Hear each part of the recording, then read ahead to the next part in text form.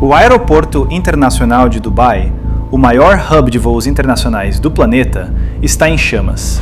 Um drone iraniano acabou de atingir um tanque de combustível nas proximidades do terminal. A Emirates Airlines paralisa suas operações.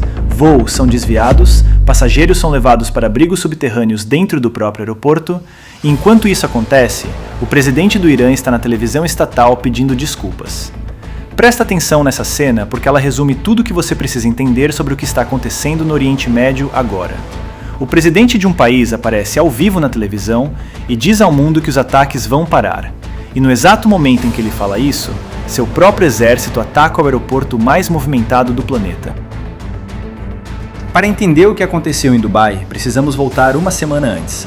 Em 28 de fevereiro de 2026, Israel e os Estados Unidos lançaram ataques coordenados contra o Irã. O líder supremo Ali Khamenei foi morto. As defesas aéreas iranianas foram destruídas, instalações nucleares foram atingidas. Em questão de horas, o Irã perdeu seu líder de décadas e grande parte de sua estrutura de comando militar. A resposta iraniana foi imediata e caótica. O Irã lançou mísseis e drones contra Israel, Emirados Árabes Unidos, Catar, Kuwait, Bahrein, Jordânia e Arábia Saudita. Bases militares americanas na região foram alvejadas. Aeroportos civis foram atingidos, infraestrutura de petróleo foi bombardeada. O problema é que esses ataques não tinham um centro de comando claro. A liderança política do Irã parecia não conseguir exercer controle total sobre suas próprias forças armadas. E foi nesse contexto que o presidente Massoud Pezeshkian tomou uma decisão que mudaria o rumo da guerra. Na manhã do dia 7 de março, exatamente uma semana após o início da guerra, o presidente iraniano Massoud Pezeshkian apareceu na televisão estatal e pediu desculpas. Pezeshkian disse que o Conselho de Liderança tripartido que governa o Irã desde a morte de Khamenei entrou em contato com as forças armadas sobre os ataques.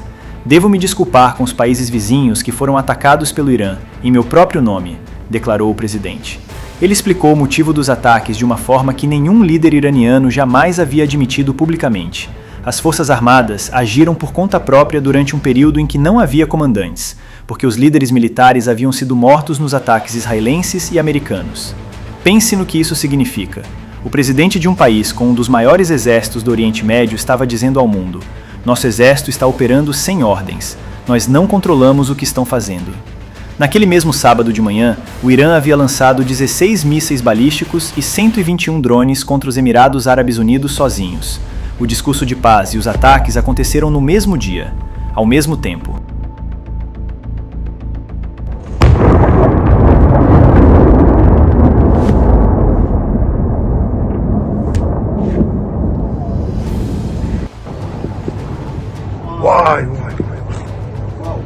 Why?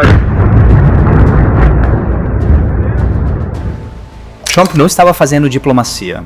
Estava usando a fraqueza do inimigo como arma psicológica, destruindo o que restava da imagem do regime iraniano diante do próprio povo. Mas a resposta mais devastadora não veio de Trump, veio de dentro do próprio Irã. Horas após o discurso de Pezeshkian, as Guardas Revolucionárias Iranianas, a IRGC, emitiram um comunicado oficial. O presidente Pezeshkian cometeu um erro, e nossas forças demonstraram esse erro. As palavras dele foram ditas às 5 horas, e desde então, Dubai e Abu Dhabi estão sendo atacadas. Ignorem as palavras de Pezeshkian durante a guerra. Leia essa frase de novo. O braço armado do Estado iraniano acabou de dizer publicamente ao mundo: ignore o presidente. Nós não obedecemos a ele. O chefe do judiciário iraniano, Mohsen Ejei, membro linha dura do conselho que detinha os poderes do líder supremo, contradisse abertamente o presidente, dizendo que ataques retributivos continuariam. O Irã havia se partido em dois. De um lado, o governo civil tentando conter o caos. Do outro, as guardas revolucionárias seguindo sua própria agenda de guerra. E era Dubai que estava pagando o preço. O que aconteceu nos dias seguintes em Dubai foi algo que ninguém havia visto antes, numa cidade que é símbolo de estabilidade e prosperidade. Um drone iraniano atingiu o Terminal 3 do Aeroporto Internacional de Dubai. Um incêndio também eclodiu no porto de Jebel Ali. A base aérea naval francesa Camp de la Paix, próxima ao Porto Zayed em Abu Dhabi, foi atingida por drones. O consulado americano em Dubai foi alvo de um ataque de drone, causando um incêndio que foi rapidamente controlado.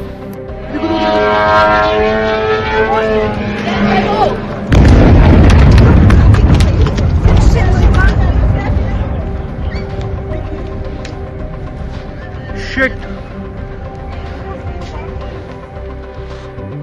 A refinaria da ADNOC em Ruwais, a maior do país, com capacidade de produzir 922 mil barris de petróleo por dia, foi atingida por um drone iraniano e teve que ser desligada. O Irã havia lançado mais de 1.800 mísseis e drones contra os Emirados desde o início do conflito, mais do que contra qualquer outro país da região. O Comando Militar Conjunto do Irã anunciou que começaria a mirar bancos e instituições financeiras no Oriente Médio, o que colocava Dubai, com suas dezenas de instituições financeiras internacionais, no centro da mira. Vários bancos internacionais transferiram funcionários para trabalho remoto. A Austrália fechou sua embaixada em Abu Dhabi e seu consulado em Dubai. A França enviou caças Rafale para proteger suas bases na região. Washington não ficou parado. Com a ARGC ignorando o próprio presidente do Irã e continuando a atacar aliados americanos na região, 3 dos maiores porta-aviões do mundo foram posicionados ao redor do Irã simultaneamente. O US Gerald R. Ford, o maior porta-aviões já construído, no Mediterrâneo Oriental. O US Abraham Lincoln, no Mar da Arábia. O US George H.W. Bush, em prontidão no Golfo. Trump afirmou que um grande volume de liderança iraniana havia sido eliminado, e aprovando uma nova venda de armas de 151 milhões de dólares para Israel, enquanto oficiais americanos avisavam que uma campanha de bombardeio ainda mais intensa estava por vir. A mensagem era clara: quanto mais a IRGC atacasse, mais pesada seria a resposta.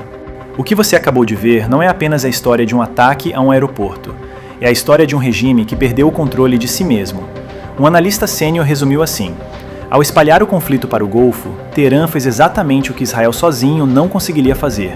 Transformou a guerra de um confronto Israel-Irã numa confrontação entre o Irã e seus vizinhos árabes.